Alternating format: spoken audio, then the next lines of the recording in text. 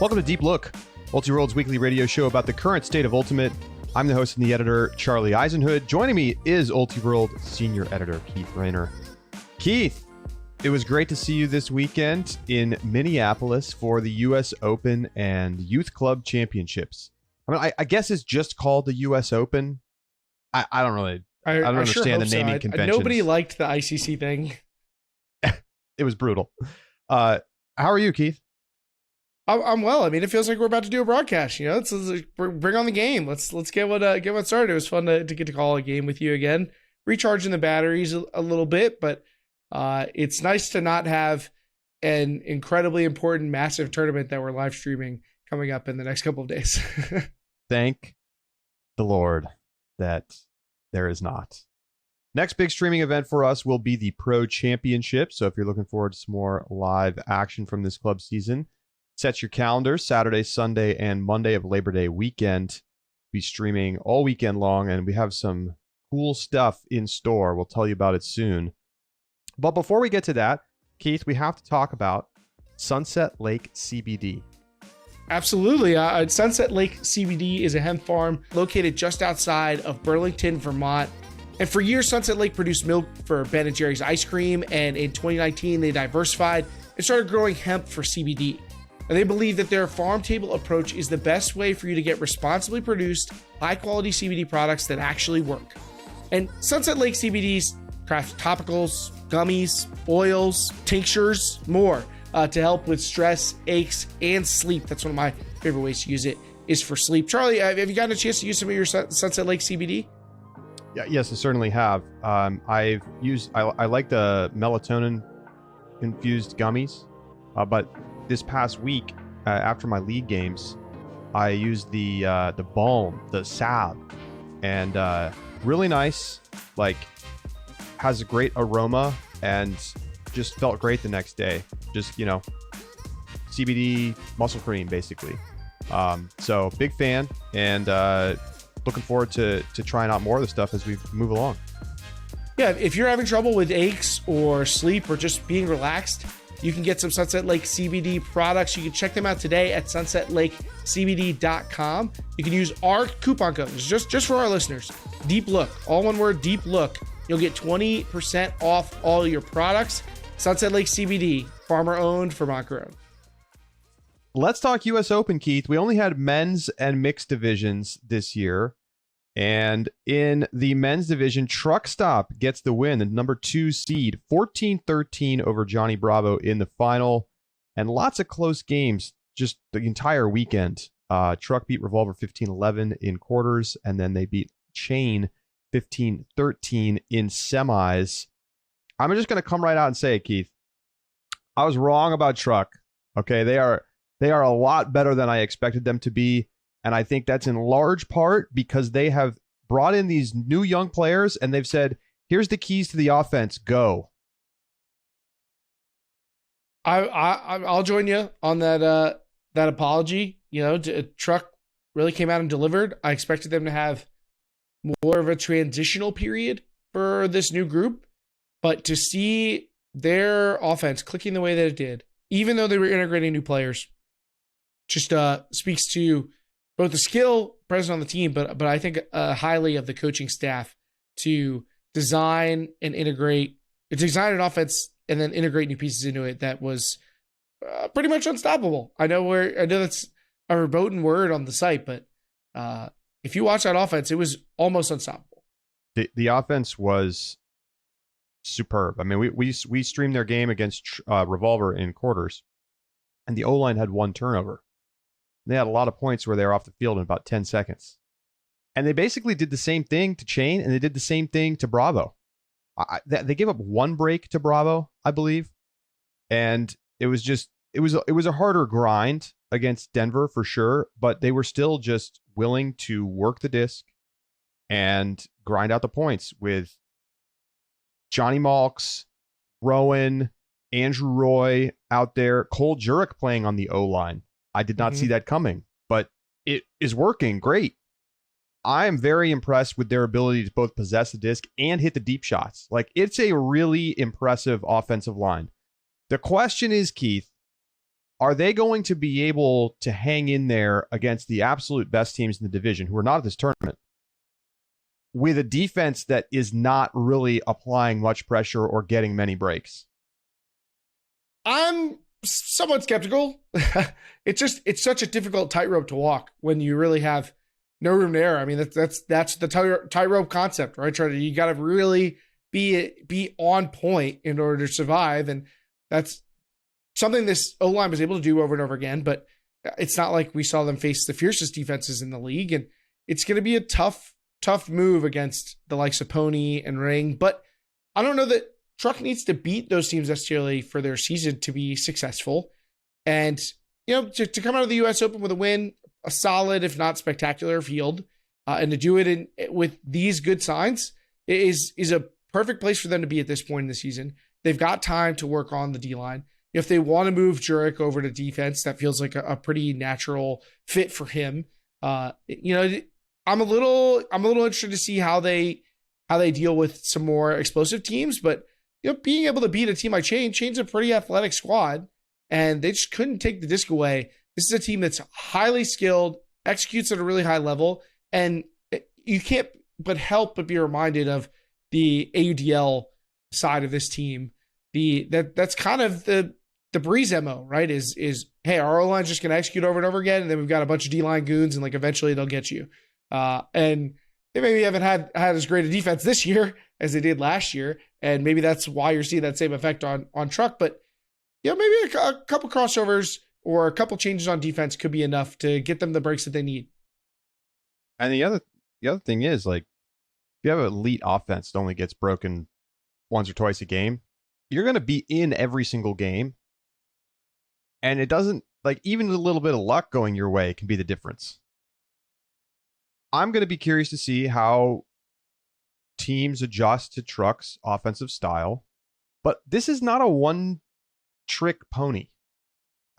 They really have multiple ways to beat you. I think it's a big deal. We saw Rowan back playing at a level that we have not seen him at for 3 years. He really looks like he is back all the way. He was hitting huge hucks. That's the thing that was making them so impressive. It wasn't just that they were, dink and dunking and running Dominator. They were hitting 75-yard hucks from standstill, and a lot of times it was Rowan just dialing up dimes. And I was super impressed with that side of their game. And they also have this handler set to be able to just, grind. And having both of those things available to your offense is basically the key to success long term, because if you're only good at one of them, teams can easily adjust and shut it down. So we'll see. I'm pretty curious about what this team can be. I still think talent wise, they're not at the high enough level to beat the Rings, the Ponies, the Machines? ? We're going to talk about Machine. And that's okay. You're right. I mean, I think it can still be a good season, but for me now, I think about this team as a semis contender. Whereas before this weekend, I wasn't sure they were going to make quarters. But I mean, I'm impressed by how much they've let the talented young players that are either in college or just out of college basically be the primary playmakers for the team. I agree. I was really surprised at the size of the roles that Andrew Roy and Cole Jurek in particular stepped into. There wasn't a real adjustment period for those guys. It was just, hey, you are big parts of this offense. And Roy, I think, is kind of probably an easy fit in some ways, but because he doesn't necessarily need to be ball dominant, even though he somewhat is in this offense. And they need Jurek. I mean, I think that if you're going to point at a weak point of this offense, it's that they don't have a ton of size, but Jurek, Boxley, and Tyler Monroe are kind of counted on to be the explosiveness. Hey, everybody else can throw creative break throws and reset and swing and get up the line. But when we got to bomb it, we need one of y'all to be there. And if we have to win a jump ball, it's going to one of y'all. So, I'm curious how that group will hold up. I don't know how you would stack them up with some of the other lines that we see out there. You know, if you stand them next to Babbitt and Jack Williams, like I don't know how you feel about it, but it was very impressive the way that they performed and the way that they had everything dialed in. It was really difficult for teams to figure out how can we even get the disc away, and that just puts a ton of pressure on the opposing offense. You feel like you can't make a mistake; you got to match them, and that's like almost part of the defense for Truck. It is worth noting they did not go undefeated. They lost to Bravo early in the tournament by 3 before beating them by 1 in the final. Bravo went 5-1, lots of close wins, but still pretty much in control of all of the games except that final against Truck. They got that win over Truck. They beat Pando. They beat Dig. A Dig team that's getting better and better. They look. This is like the best iteration of Dig. Before we move on from Truck, I do want to say Christian Boxley's playing the best Ultimate I've ever seen him play. And I don't know if that's just individual improvement for him or if it's because the scheme and the offense is working really well, but I was really impressed with his performance this weekend. I don't think I have a bad thing to say about almost anybody on the Truck O-line. I mean, they were fantastic. I don't either. And, I think if Cole Jurek plays the way that he played this weekend all season, he's going to make an all-club team. What do you make of Bravo's weekend? I picked them to win. I think you did as well. They end up losing by 1 in the final, splitting with Truck Stop. So is this what you expected from Bravo? Or you expect them to be a little bit better? Where do you come down on them? This is about what I expected. I think that they're one of the better quarterfinals contenders.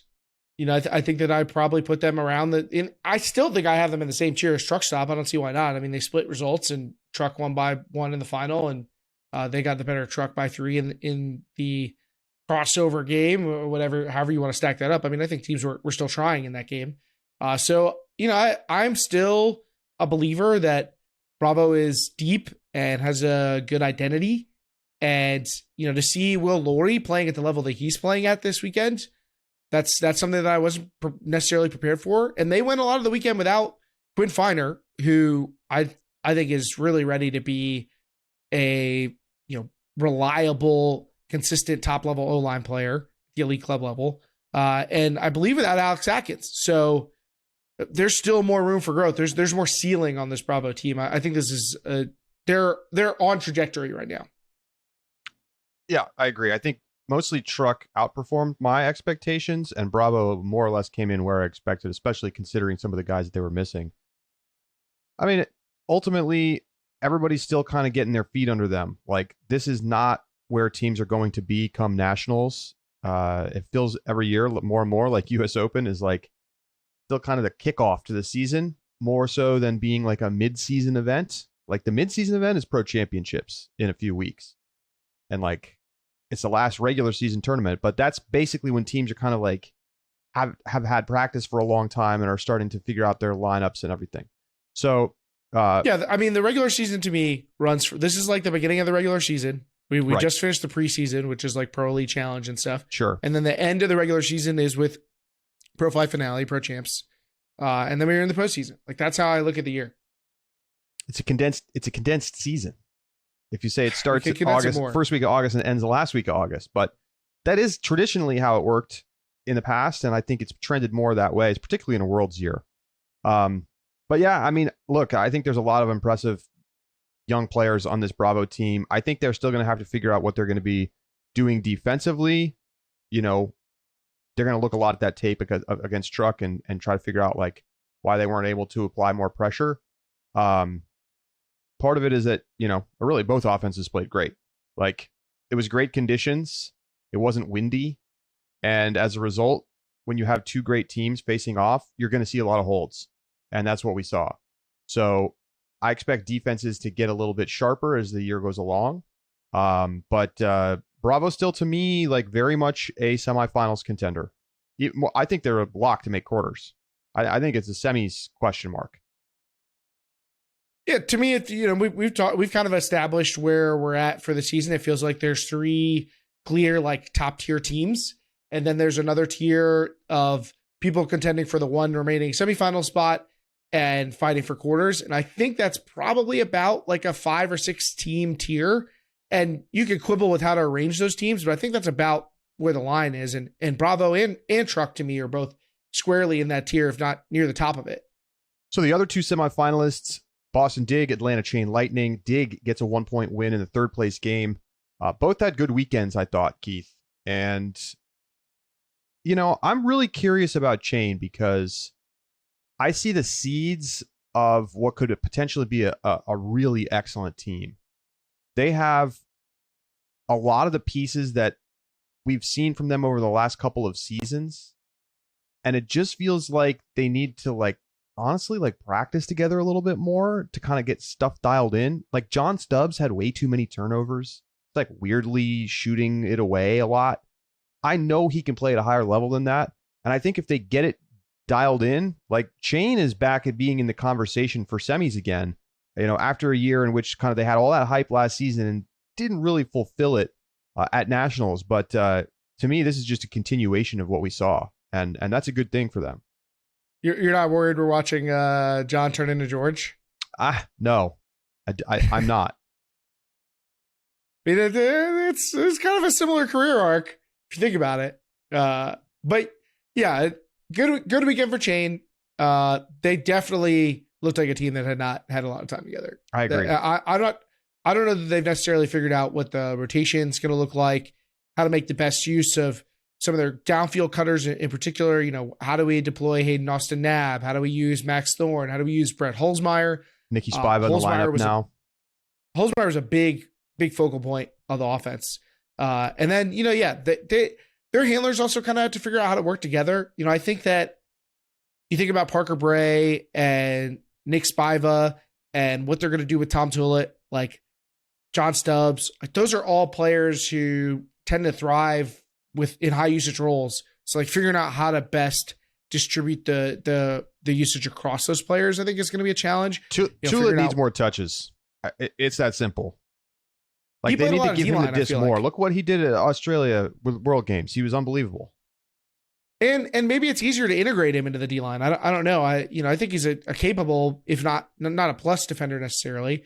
But they're definitely figuring stuff out. But I don't know. This team feels like they're still feels like they're a year or two away. I mean, there's a lot of players who are lacking polish, who are kind of getting that development now. And I think they need a consistent core, to keep that growth going, to build around it. There's a lot of names that you probably don't know, maybe if you follow the AUDL, but guys who I think could use more elite club seasoning to keep improving. Christian Gata or Aiden Downey. These are guys who I think are going to continue to grow, but need a little bit of that time. Dean Ramsey, is key on the D line for them, but they need more seasoning. But they could be better now. I mean, I don't disagree with that, but I think they can be better now. I think they have the pieces to have a great offensive line that's more consistent and doesn't turn it over as much. I mean, I think they had 3 guys with 10 plus turns recorded, and who even knows if that's accurate. It could be higher than that. Spiva, Stubbs, Parker Bray. I thought Hayden Austin Nab was tremendous this weekend. I thought Brett Holzmeyer was one of the most lethal deep cutters at the tournament. Spiva honestly looks pretty good out there. I just think they need to figure out, okay, who's going to get the touches at the handler position on the O-line, and what's the plan? Because right now, Tullett not doing enough, and you got too many people just taking speculative shots. You don't need to do it that way. We watched Truck Stop not do that and have a ton of success and win the tournament. And do you really think this team has less talent than Truck Stop on the offense? I don't think so. I think they're very equal. I would be. I mean, maybe I'm just high on Truck after this weekend. It's hard not to be, but it's hard for me to imagine them executing at the same level as Truck. Fair. For the way that Truck does. But I will say one thing I really like about their O-line is I think their O-line can play defense. I think that this O-line can get a lot of point recoveries, as it were. I think that's what they call it in the AUDL and on Stato. It's called point recoveries. Times you could score after turning it over, getting it back.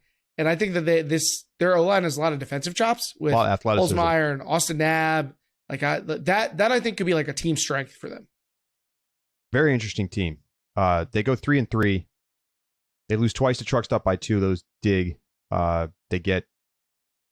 I mean, really, if they didn't beat Machine, it would come away feeling like not a very good weekend. But they did beat Machine. They did make semis.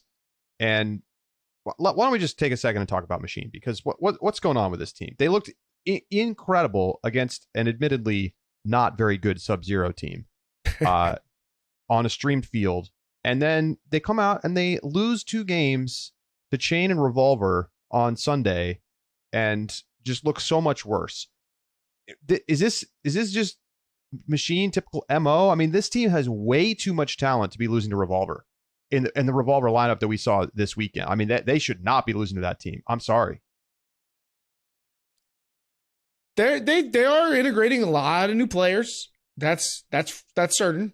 But we saw them in some pretty wild conditions against Sub-Zero. Although I was a little concerned with how disinterested they seemed. Now to that point, they had given up 5 points. Their score differential after the Sub-Zero game, after their second game, was 30-5. So maybe they were getting bored. I don't know. Maybe that wasn't how it was for the rest of the weekend. But there just isn't their O-line was executing really well at that point. But I don't know. Maybe they just like aren't fully engaged, not dialed in and focused. Maybe thinking a little further down the line, thinking about later in the season, which can be okay, but not if you're not getting better. And you can write off early season losses in some ways, but you want to see the team playing well and improving, and it is hard not to be a little concerned with what we saw. That said, I mean, the talent, like we also saw what the talent can look like when it's starting to come together, Yeah, incredible. I mean, they should make semis. I expect I'm probably still going to pick them to make semis at Club Nationals. I think so. I mean, it was definitely like very deep rotations. I thought Jordan Kerr fit in really well on the offense. Nate Goff is obviously playing at a really high level. Johnny Bansfield is great on the D-line. I don't know. Like when you look at the roster, you're like, okay, like I see good signs here. Joe White playing well. Paul Arter's playing well. But then it makes me wonder, how the hell do you lose to Machine or to Revolver? Like, I don't understand that. That's not to say that Revolver isn't a good team and that they're not capable of beating a team like Machine, but like the disparity in the rosters is pretty stark. Certainly work to do for a Machine, and you got to knock their stock a little bit. All right, Keith. Thoughts on Dig? They look solid. I don't know that this necessarily like changes my estimation on this team in the long run. I do think they look better than last year. In the end, they get the win over Revolver, and like what else are we really excited about from the resume? I guess they beat Chain in the last consolation game, and they give Bravo a good game. I think that's what this team's capable of. They're a weird mix of vets and youngsters. So I think figuring out the O-line stuff, I think Leo Gordon looked like he was ready to play for them. Ethan Forden had a great weekend. Charles Weinberg's a great addition. Simon Carapella was looking solid, but I'm wondering who's the guy? Orion Cable. Maybe that's Orion Cable. Orion Cable's the guy. Maybe. But I'm not fully sold. That's fair. Yeah, I mean, beating Chain is a nice closing result. I as much as I just knocked Machine for losing to Revolver, like results in consolation games at a tournament like this should be taken with a large grain of salt. But solid. They whooped the bad teams. They beat Revolver by 4. And I think the big concern is that they got smoked by Machine. But I don't know. Saturday Machine or Friday Machine, rather. Great Machine. The Machine was not working on Sunday or Saturday. Tournament confuses me. Call the mechanic. Day 2. There's. We need some oil or something. Uh, anyhow, any other notes from the men's division, Keith, that stand out to you? Beware of Sprout. Okay. I know they lost to Emerald City, but they were missing a lot of pieces, and there's some tools there for them. I don't think at Nationals they're going to be that scary, but like by that point, I'm pretty sure they were playing without Benson Oak by that point, and obviously he makes a big difference. But at the regional level, like if they end up short on bids, I'm not taking them to knock off Pony or anything, but they're definitely good enough to beat a Nationals level team, and I would be wary of them. Dylan Tennell's still really good. Somehow. Look out. All right. Let's talk about the mixed division. We had in the finals, AMP getting the win over Noise 14-12 after AMP just walked over no touching in semis 15-3, which, okay, let me just say that again. AMP beat no touching in the semifinals of the U.S. Open 15-3. I do not understand how no touching made it to the semifinals, but you got to tip your cap. Incredible. On the other side, Noise beating Polar Bears 15-11. Polar Bears plus Mac Taylor. That's a good team. Look out for them. I think that's the best Bay Area team right now. AMP also getting a win over Dragon Thrust. They do drop a pool play game. Interestingly enough, they lose 12-8 to Public Enemy. It was very, very windy on Friday, so I feel like there was a little bit of kind of weirdness going on there. They smoked Lawless 15-7 in their first game and then dropped that game to Public Enemy, but ended up getting pair wins over Noise, so it wasn't like a cheapie.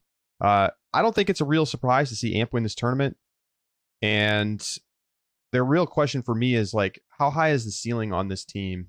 And is this a national championship contender or not? I have to say, kind of feels like Mixtape and everybody else right now, and I don't think my mind has changed after U.S. Open.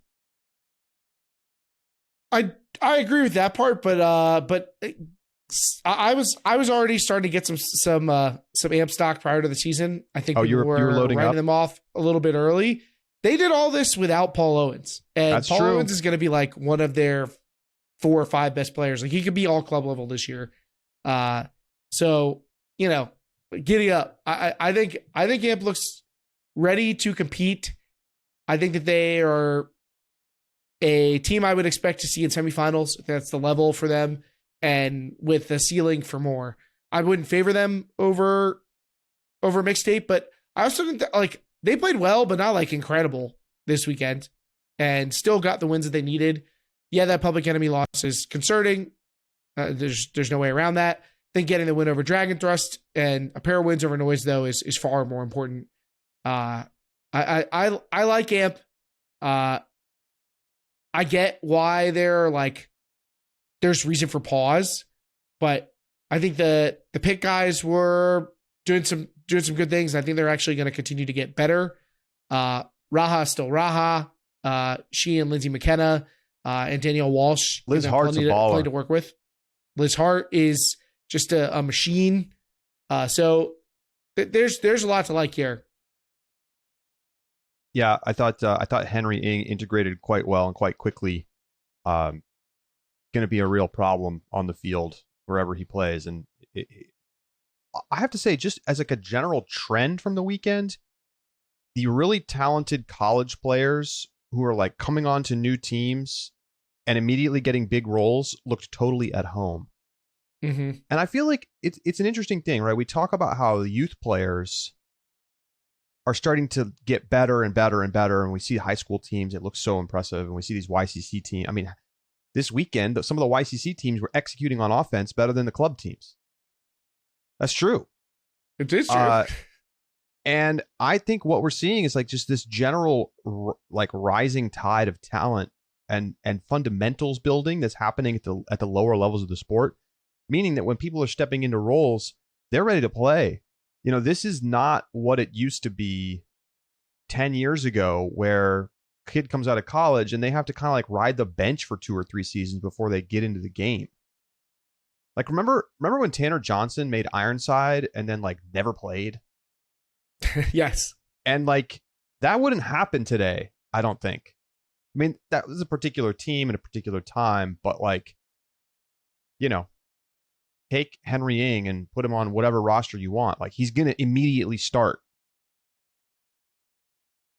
So I think Amp's really good. I think Noise's season last year feels a little bit like it was I don't want to say it was a fluke, but like, they're a tier 2 or 3 team. They're not a semis tier team.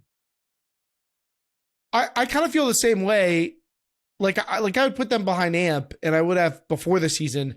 But I will say, and I know that we kind of like parallel these two teams in Noise and Hybrid, and I guess I don't know if they're doing that too, or they just also are like, if they know that the whole Noise Hybrid jersey thing, it was odd. You got the Noise wear the Hybrid jerseys. It was very strange. But I will say that I think both teams have better rosters. Like, I think they use those runs to recruit strong players. True. And so I do think that they can kind of like backdoor their way into being as good as their performances during nationals last year made them look, if that makes sense. Sure. And don't get me wrong, Fenig and Dylan DeClerc are very good.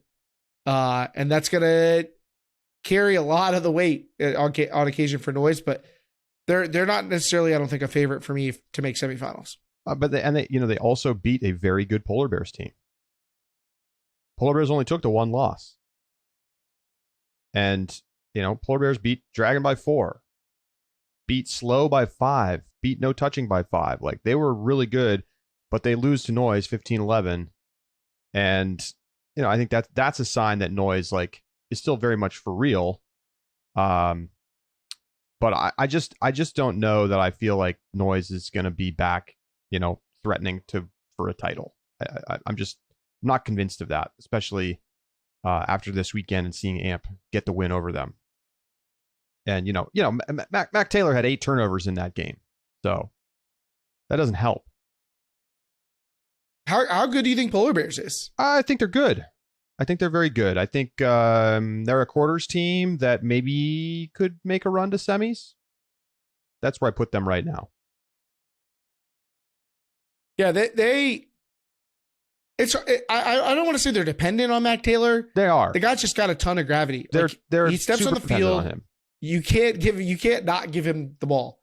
I don't know how these numbers. When I look at these numbers that Margot Donahue has for them, not a player I was familiar with, but she was tearing it up. A lot of like hockey assists, just like was a fantastic cutter for them.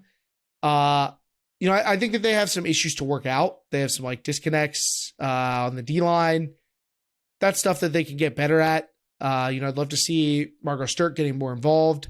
Jenna Malenfant is a player who I think could take some big steps forward during the season. So yeah, I am cautiously optimistic about Polar Bears.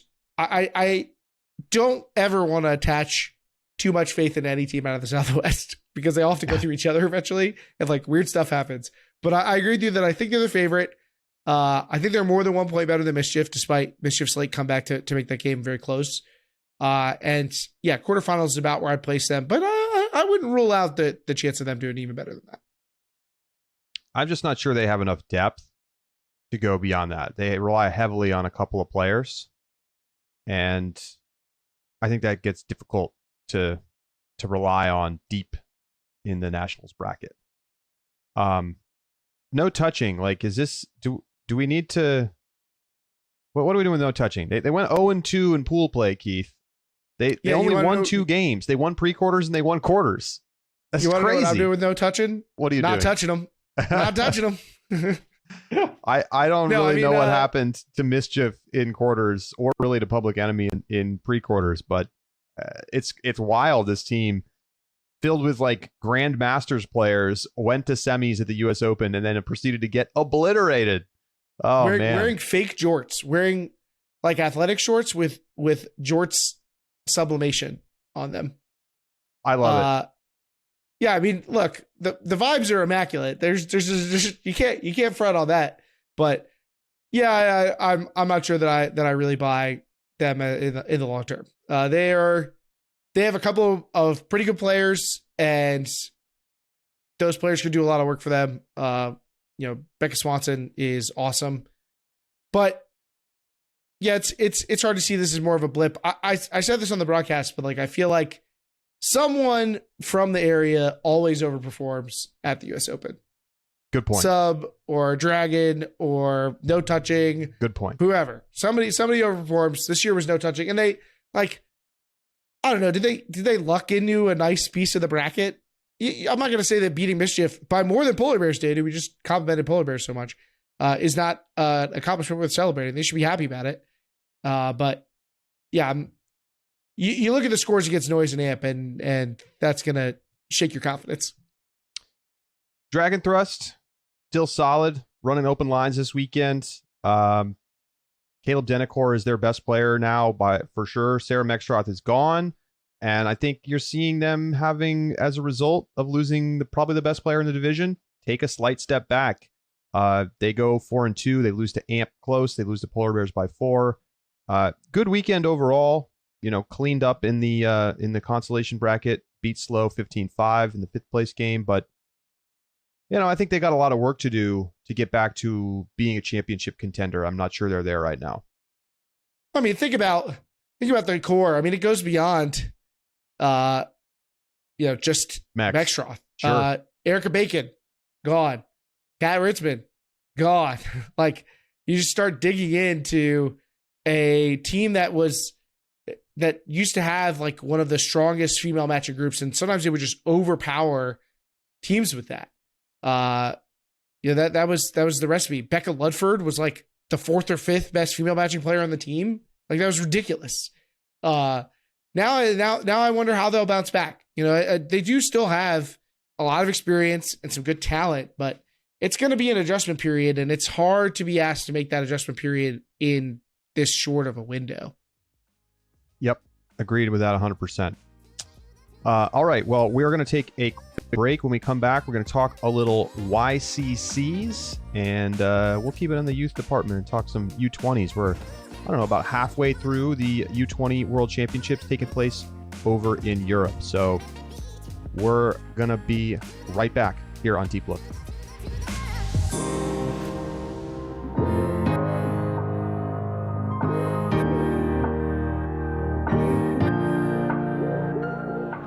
Welcome back to Deep Look. So we had the Youth Club Championships back in full force, really for the first time since 2019. Tournament happened last year, but a lot of communities didn't send a team. It was not a full-strength tournament. Don't really put much stock into it. But this year, we're back to over 90 teams at YCCs, as big as it's been. And here are your champions. In the U20 boys division, Utah Swarm getting the win over Smoke out of Oakland. In the girls division, as expected, dominant performance from number 1 overall seed Oregon Downpour. They beat Utah Swarm 15-6 in the final. And over in the U20 mixed division, it was Seven Hills, a Seattle-based team, getting the win over Lexington Pie Plus 15-12. U17s, Minnesota Superior gets the W in the boys division, 15-11 over Oakland. And in the girls division, it was a 15-9 win for Seven Hills over Philadelphia. So, Keith, I think the first thing that we really just have to talk about, Utah has a team in both U20 boys and girls finals. Boys get the win. The girls finish second to an incredibly dominant Oregon team. This is another sign of the growth of Utah's ultimate scene, and particularly the youth scene. Just so impressive from really both programs. I was surprised that people were surprised.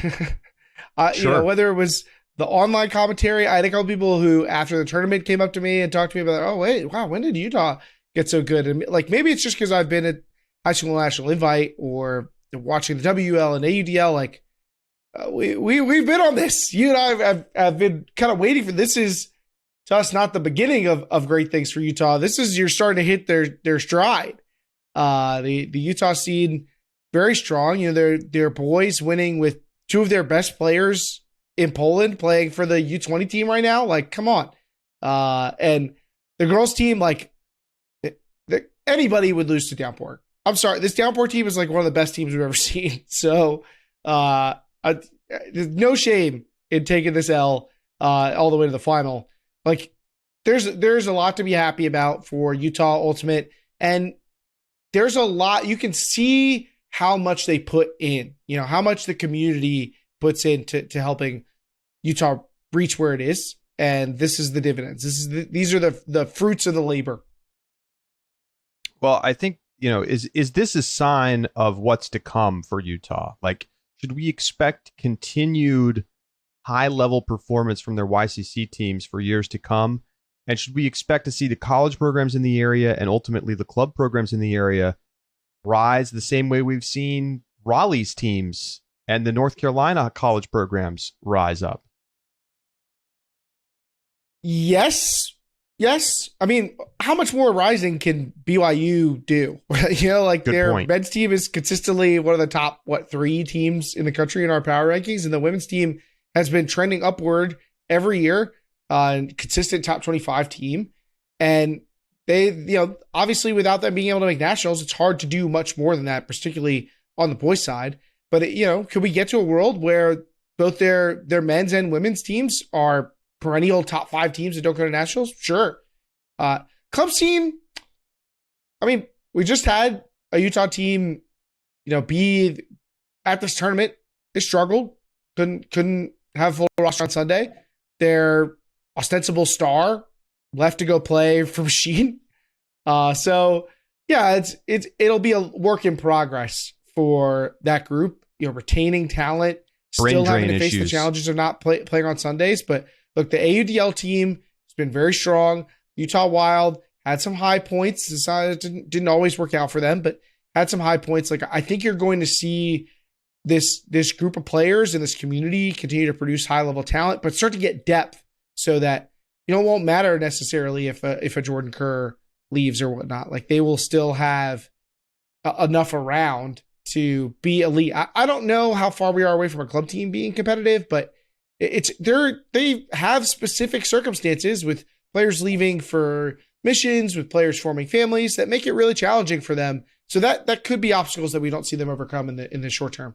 Yeah, you name those. Obviously, the folks that don't play Sundays will have an impact on the club division for sure. And I think, you know, you mentioned Jordan Kerr leaving. I think that in general, like, retention of people in the Salt Lake / Utah area could be a challenge.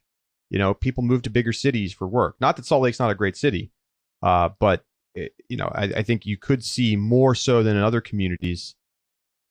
People leave Salt Lake; they don't come to Salt Lake. You know, people come to New York City. People move to Seattle. People move to San Francisco. It's true. And no, I'm just laughing because you started with New York City. It's like, yeah, how far away are we from Jordan Kerr, Jordan Merrill joining Pony? You know, it's a matter of a couple of months. It feels like the way this thing's been trending for Pony. Couple of emails. What's the Durant meme? Like, my next chapter. Oh yeah, that's what everybody's gonna be. That's everybody's gonna be making that one of the my next chapters. Pony's gonna actually give that out to people. Like, Pony, when they sign you, will just send you here's your my next chapter with the Pony logo already on it. You just get a T-shirt. Like, that's your signing bonus. So let's see. I want to talk specifically. I mean, some very impressive individual performances. Nathan DeMorgan, 27 assists on the weekend, just like insane. Really impressive in the finals from Grayson Retberg. Mitchell Burt was very good. The Pugh brothers, I assume they're brothers or they're cousins, or they're just happen to be multiple people named Pugh. They were great. We saw some connections between the brothers in the final, and just superior depth to Oakland, and great reset defense. I think those are the things that really stood out to me in the final. Yeah, I mean, they had some similarities with what you see from the older men's programs. A lot of athleticism, a lot of hard running players, a clear system. Yeah, they're a bit more aggressive deep throwing, but that it helps to be a athletic and tall team. That they were definitely impressive. Like I don't think it was a fluke for them to look this good in the final. And the other thing is I think that they benefited from the experience they have, from whether it is from high school national invite or the other previous YCCs or whatnot. I think that Smoke looked a little surprised by the level they're being asked to perform at in the final, and Utah looked pretty comfortable.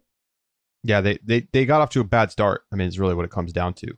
They got in an early 3-4 break hole, and by the time their offense stabilized, it was really too late, and they were not able to get their D-line into the end zone with any kind of consistency. So it was kind of just a one-sided game all the way through. But some impressive individual performances from Oakland, and I think it's a great sign, like the growth of the Bay Area team, and like there were multiple teams from the Bay Area at YCC, so really impressive. Like I think the California scene has been underrated, certainly by Ultiworld a little bit. You look at the high school rankings, like those teams need to be higher, and we need to start to expect more from the Bay Area youth community. Yeah, Dylan Nice putting up the quadruple double at the tournament. Wow. 15 goals, 21 assists, 10 blocks, and 13 turns. But you'll take that when you're getting 40 some odd other positive contributions. That's pretty impressive. And I think he's a junior, so I think he has another year. He was good. And Raekwon Atkins, I was very impressed with during the weekend. Didn't really have a great final. I think that was part of what hurt them, is they couldn't really get him engaged in the way he had been in other games. But really talented player who I'm excited to see what he has to offer in the future, because can add polish, but like the throwing, the arm talent is exceptional. Yep, no doubt about it. Over on the U20 girls side, Oregon Downpour absolutely dominant. Their smallest win was in the final, 15-6. That was their closest game. That's how crushing they were. They had 2 bagels they delivered to Mufabots, toasted with cream cheese, and to Warhawks. Warhawks, the 2 seed, triangle, 15-0. Elsa Waybright was unbelievable. Double-double, 11 goals, 25 assists. But, it was just up and down the roster. I mean, way too fast, way too skilled. No team had answers or really any ability to score on them with any kind of consistency. Yeah, I mean, Elsa Waybright is awesome. They had 7 assists and 3 blocks in the final. Fantastic cutter, strong thrower. They have a very bright future, as you can imagine, with any of the star players on this team. Cyrus Lakefield, also awesome. I mean, I think that really I expected it to be more Aaron Kramer and Dane Kokler, and yet those players were really involved. But I think Cyrus Lakefield was the second best player in the games that we watched. So very impressive. Yeah, they were deep. I was maybe a little surprised at how tight the rotation was in the final. They were going for broke. There was no messing around from Downpour. They kept a pretty tight flow, and those players had great chemistry together. But yeah, I mean, this is a team that when you're beating teams by this measure, it was a total package. Could play great defense, had the athleticism, had tons of throwing skill, and clear decision-making process. Very impressive. Like we've said their praises a lot, but there's not a lot left to say that's been unsaid about this team as far as their talent level.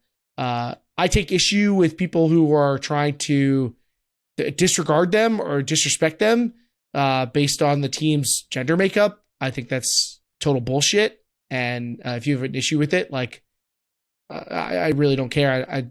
I don't think that there's anything going on here aside from great Ultimate players playing really well. So that's the main focus for me, but disappointed to hear how some people are responding to the team's success.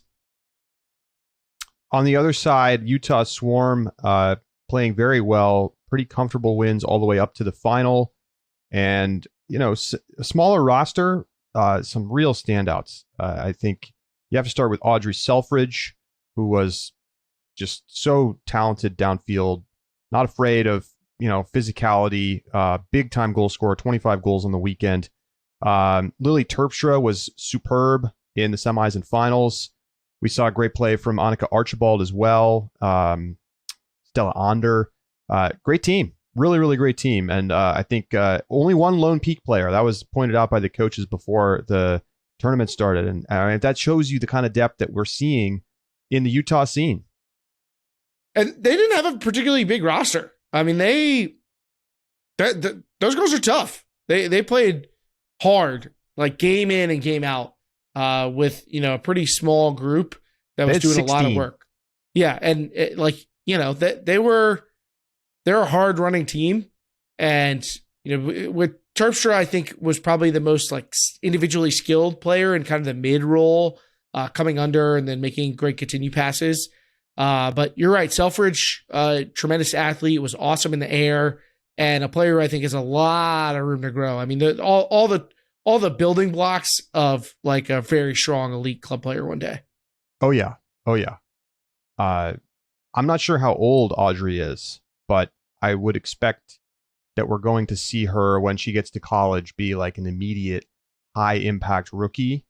And I mean, if she chooses to continue to play, like we'll make U24 teams, we'll make, starting club player, like has all of the tools to be that kind of person. And her brother, Will Selfridge, has been a standout as well. Yeah, no surprise when we saw the name, we were like, okay, maybe we can boost our expectations, and Audrey exceeded that even. So, what else stood out to you from YCCs, Keith? Oh well, we should briefly mention the mixed division final. Seven Hills gets the win over Pi Plus. I'm shocked Pi made it. I'm pretty sure they were trailing 8-6 at half to an explosive Minnesota Superior team that really looked like, to me, they were going to make it and have a chance to challenge Seven Hills. And Pi with a fantastic comeback in the second half of the semifinal. I think that was Minnesota's best chance to get a finalist in one of the U20 divisions. And overall, a great weekend for Minnesota, though. Yeah, I think they'll probably be a little disappointed they couldn't come away with a silver medal somewhere in the under 20 divisions. But yes, overall, the depth of the area is clearly on display. I know they have a chip on their shoulder after not getting any under 20 selections. Maybe there are folks who want to revisit those choices, but I also think that somebody pointed out probably helps to have the tournament be in your backyard. Make sure you get everybody out. You get lots of support. But the talent is for real. Like, there's no amount of parents on the sideline and with juice boxes that are going to make you more talented. So I don't know. I mean, if somebody shows up to my league game tonight with a lot of like sideline snacks and juice boxes, I think it's going to level us up. I'm not going to lie to you. I mean, maybe it'll heal that horrendous bruise you have from last league. It's still painful to the touch. It looks disgusting. I mean, it was bad. You crushed your own leg on that. So not good there. But yeah, I don't think we're shocked to see Seven Hills winning this tournament. Some of the names that you know from other Seattle area teams. Yes, Seattle's missing some talent that's playing in U20s, but they have Cedar Hines on this squad, Alexa Gentek-Coca. There's plenty of players that you recognize if you're following along with high level youth ultimate, and they always are deep and skilled. And Lucy Tanner had a pretty strong tournament. Seattle back in the driver's seat. They didn't go last year, right? I don't believe so, but a lot of teams didn't go. Right. Yeah, I mean, I think they were basically unchallenged until the final, and they still won the final by 3. Yeah, they went up 6-3 and then just kind of controlled the game from there. I think it got back down to 2 or whatever, but it never really quite felt like Pi could get back in front of them. Lula Dutiel still a baller for Pi, by the way. She is.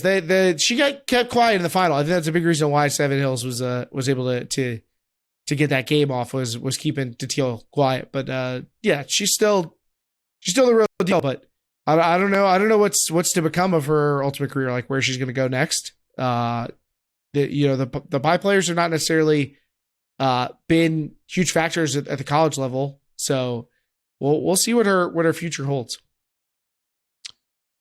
All right, so U20s is also happening right now, and so we're just going to do a quick mid-tournament check-in. And in U20s, USA 7-0. Got a couple 5-2 teams: Canada, Czech Republic, France, and so those are your leaders so far in the U20 women's division. Over in the open side of things, you've got two 6-0 teams: Canada and the US, both 6-0. Colombia, France, and Italy, and New Zealand are all 4-2. No surprise to see the U.S. teams undefeated so far. I think they're pretty clearly favorites to win, Keith. Does anybody have a chance to knock off one of these U.S. teams? Yeah, I think it's like an outside chance. But they played, like, you look at on the women's side, they played, I think, two of the best teams that they're going to face there, France and the Czech Republic, and beat them handily. So I think those are probably their top opponents aside from Canada, and Canada's had a bit of a tough weekend. So yeah, the path looks pretty clear on the women's side. On the open side, they're not even the team with, or no, they do have the best goal differential, but Canada's not too far behind. So we've seen that Canada US battle play out before and lead to some drama. So I wouldn't be surprised if that's the case again. I think your top contender is Italy, who lost to Canada by 15-14 in pool play, but lost to the US by 5, I think earlier today. So I think the US looks like they're in field position, but it's not fait accompli at this point. Going to be really interesting to see how it shakes out. There's live game coverage happening. You can check it out on the WIFDIF YouTube channel, and go to jjuc.sport if you're looking for score updates. That's jjuc.sport. Yeah, shout out to the French team, man. The French women's team has been really impressive. They are they're on the other side of the bracket from the US right now, but they have the bye into semifinals. So they'll play the winner of Czechoslovakia and the Czech Republic and Italy. The U.S. women's team will face off against the winner of New Zealand and Canada, so we may get that Canada matchup on that side. But they haven't actually seeded the open bracket yet. I don't know if there's results still incoming, but yeah, so we don't have that info yet, but you can keep an eye on it. And there is a mixed division, which the U.S. is not in. I know the big story there has been Hungary, who is one of the two 6-1 teams along with Switzerland, and have a plus 49 goal differential. And the story is because 2-0 Hungary was really good. I mean, this is not an ultimate community I'm familiar with. I haven't heard about them having a ton of European success or anything, but big, going to be a lot of buzz around Hungary, I think, coming out of this tournament if they keep playing like this. I think that's the nice thing about having a mixed division at this level, is that smaller communities can concentrate their top players into one team. And as a result, you see a team like Hungary in a position to maybe go win this tournament. There are U17 divisions as well, although those are just for the European championships that are happening simultaneously to the World Junior Ultimate Championships, which is just for U20s. So keep an eye on everything this week, and looking forward to talking about what happens in the finals. So that is going to do it for our show. We have the AUDL playoffs coming up this weekend. And if you want to hear us talk AUDL playoffs, check out Stall 7 preview show coming out this week. Keith and I are going to stop in and talk with Alex and Brian about the AUDL playoffs. It's the first round, of course, and some very interesting matchups.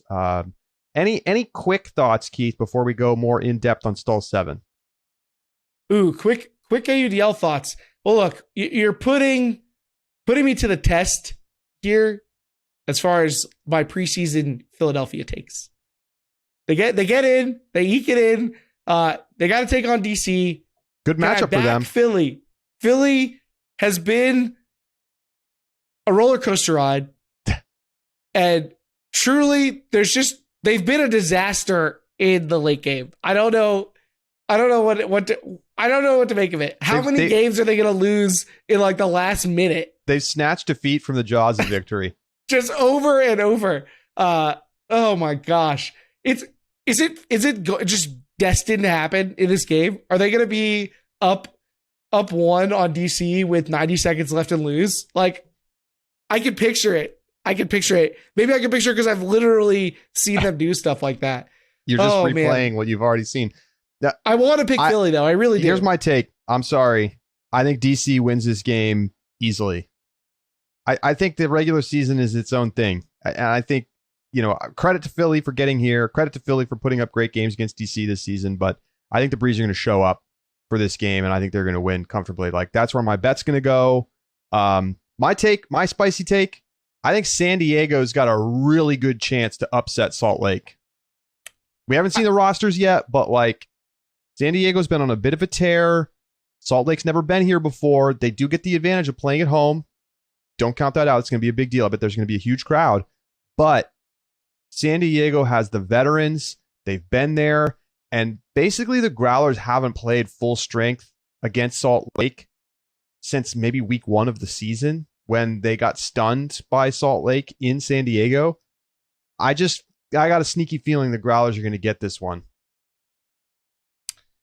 I don't know that I feel like that's that hot a take, but I think Philly's a bigger dog to DC than San Diego is to Salt Lake.